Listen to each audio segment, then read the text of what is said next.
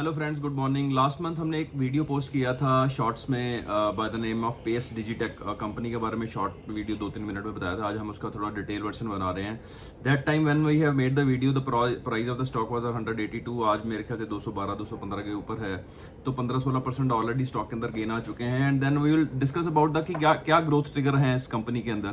As you know, Pace Digitek जो है एक टेलीकॉम इंफ्रा की कंपनी है। कन्वेंशनली ये टेलीकॉम इंफ्रा का काम करते थे, ईपीसी प्रोजेक्ट्स लेते थे फाइबर ऑप्टिक में, laying the fibre optic cable और वो फिर बाद में उनकी मेंटेनेंस, और बाद में they have started the battery energy storage system from last few years actually.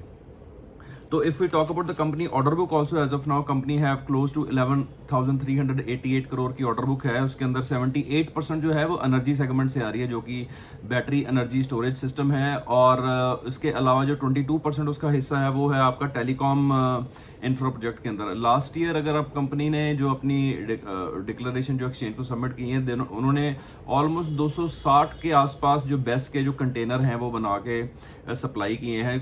Base is battery energy storage system, वो कंटेनर के अंदर पूरा का एनर्जी सिस्टम है। और जहाँ भी आपका सोलर का या विंड का कोई प्रोजेक्ट चल रहा है, वो सोलर जैसे अब रात को एनर्जी प्रोड्यूस नहीं करता, वो दिन में एनर्जी प्रोड्यूस करेगा और वो कभी कभी कंज्यूम नहीं होती, तो उसको स्टोर करने के लिए वो कंटेनर यूज होते हैं। फिर जब भी आपको पीक आवर्स के अंदर पावर की जरूरत है, तो वो कंटेनर से बेस्ट सिस्टम से आगे चले जाते हैं। तो अपॉर्चुनिटी साइज क्या है, what is the trigger what we are talking about this company. There are few triggers. पहली बात तो क्या है, जो आज की डेट में प्रेजेंट बेस्ट की जो स्टोरेज कैपेसिटी वो 7 गीगावाट के आसपास है, और वो बढ़ के आने वाले टाइम में ऑलमोस्ट 47 to 50 गीगावाट हो जाएगी 2032 के अंदर। तो you can see the jump is almost 5 times actually, more than that actually in next 6 to 7 years time itself actually. और सेकेंडली जो है, हमें लगता है कि जो battery energy storage system also is something which is very very critical for power infra. उसके अंदर भी गवर्नमेंट पीएलआई देगी, परफॉर्मेंस लिंक इंसेंटिव, जैसे वो सेमीकंडक्टर में देती है या सोलर में देती है, या कुसुम पंप्स जो पंप्स की स्कीम है उसके अंदर देती है, जिसमें शक्ति पंप और वो दूसरे ओसवाल पंप्स वगैरह उनमें फायदा हुआ है। तो ऐसे इसमें पीएलआई स्कीम मेरे को लगता है इसमें भी देंगे, क्योंकि जो बैटरी मैन्युफैक्चरिंग की जो इंफ्रास्ट्रक्चर इंडिया के अंदर है, जो लिथियम आयन बैटरी की, वो अभी काफ़ी कम है। सारा का सारा मटेरियल चाइना से इंपोर्ट होता है, फिर उसके बाद बनाते हैं। और जो बैटरी की कॉस्ट है almost 50% of the cost of the total best energy storage system. तो मेरे को लगता है उसके अंदर पीएलआई है कि that might be another big trigger actually. तो अभी वो एग्जिस्टिंग में ये वाला साल उनके लिए काफी क्रिटिकल है, क्योंकि बेस्ट एग्जिस्टिंग तो है ही उनके साथ में, जो कि क्वार्टर FY27 में कैपेसिटी यूटिलाइजेशन उनकी ठीक चल रही है। They are doing expansion also in battery energy storage system by, उसको 10 गीगावाट तक लेके जा रहे हैं एक्चुअली। प्रेजेंट 5 गीगावाट के आसपास है। तो वो Q3 FY27 तक पूरी हो जाएगी। एंड देन वो कंटेनर के अंदर जो अपने कंटेनर वाला जो काम किया, जो मैंने आपको थोड़े पहले बताया कि 260 कंटेनर के बनाए हैं उन्होंने बेस्ट एनर्जी स्टोरेज सिस्टम के, एक वो अलग एक लाइन जो है वो शुरू कर रहे हैं बुंडाटा ग्रुप से। और काफ़ी और ट्रिगर है, बुंडाटा ग्रुप है, उसके साथ में उन्होंने MAU साइन किया है। उसके बाद में ऑनवर्ड सोलर है, कल्पा पावर है, इनके साथ में मेमोरेंडम ऑफ अंडरस्टैंडिंग हुई है उनकी to supply the battery energy storage system for their projects. और टेलीकॉम सेक्टर के अंदर ये लोग BSNL से, भारती एयरटेल से, जियो से, इन सारी कंपनियों के साथ में वेल एस्टेब्लिश्ड प्लेयर हैं। मतलब इंडिया में भी नहीं, बाहर भी, Saudi Arabia, Kenya, African countries telecom infra का काम तो काफ़ी सालों से कर रहे हैं ये लोग। Coming back to the energy segment में आप देखेंगे एनटीपीसी के जो नए प्रोजेक्ट्स आ रहे हैं, एनटीपीसी ग्रीन एनर्जी हो गया आपका, उसके बाद में बुंडाटा ग्रुप हो गया, अद्वैत एनर्जी हो गया, NLC इंडिया हो गया। तो इनके जो नए रिन्यूएबल के जो प्रोजेक्ट्स आ रहे हैं उसके अंदर भी ये बेस्ट ऑलरेडी सप्लाई कर रहे हैं या इनको ऑर्डर मिले हुए हैं, क्योंकि 11-12 हज़ार करोड़ की जो उनके पास ऑर्डर बुक है, which they might need to execute in coming 1 to 3 years time. और जो 10 गीगावाट की हम बैटरी एक्सपेंशन की बात कर रहे हैं, वो ऑनलाइन आ जाएगी I think by Q3 FY27, और मेरे ख्याल से 2 क्वार्टर के बाद में तो डेफिनेटली इनकी जो sales accordingly revenue ramp up हो जाएगा। सऊदी मार्केट के अंदर काफ़ी अपना बिजनेस इन्होंने उठाया भी है बेस्ट के लिए बिजनेस, वहाँ पे ऑलरेडी टेलीकॉम का काम कर रहे हैं सऊदी में, उसके बाद में केनिया में, अफ्रीकन कंट्रीज के अंदर दे आर डूइंग बिजनेस। इनकी कंपनी है लीनेज पावर, जो कि ये उन कंट्रीज में काम करती है। इसकी पेस डिजिटेक की ही कंपनी है bye the name of lineage power.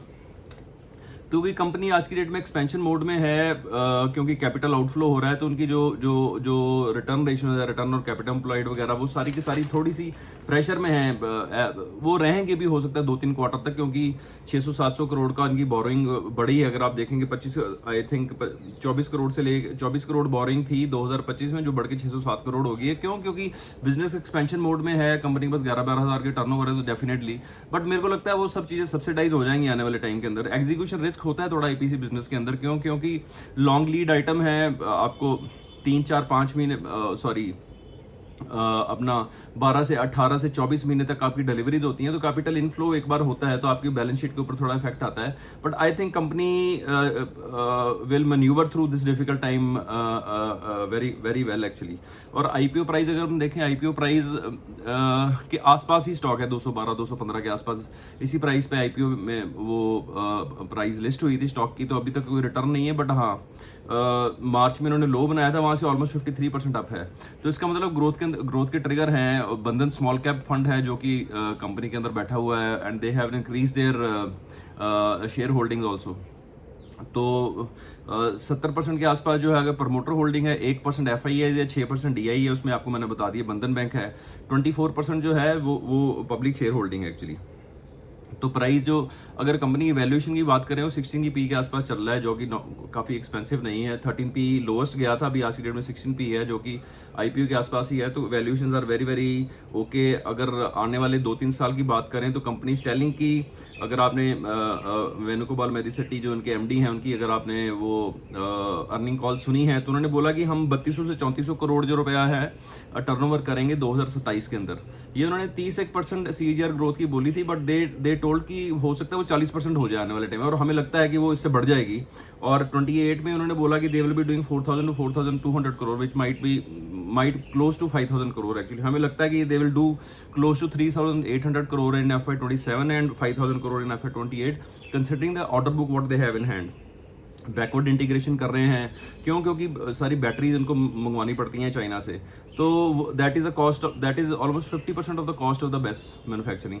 तो दे आर थिंकिंग कि ये बेस्ट की मैन्युफैक्चरिंग जो है इंडिया के अंदर करेंगे। और एक बार पीएलआई स्कीम आ गई, हो सकता है कभी भी अनाउंस हो सकती है बैटरी एनर्जी स्टोरेज सिस्टम की। एक बार बेस्ट की वो वाली स्कीम आ गई तो इनको थोड़ा बेनिफिट मिल जाएगा कि हाँ टू गोइंग हैड की government is also supporting, so let us start manufacturing the lithium ion batteries also in India. So these are the growth triggers. Keep this stock in your watch list. This is not any buying and selling recommendation. For any buying and selling, you can contact your SEBI registered advisor. Thank you very much.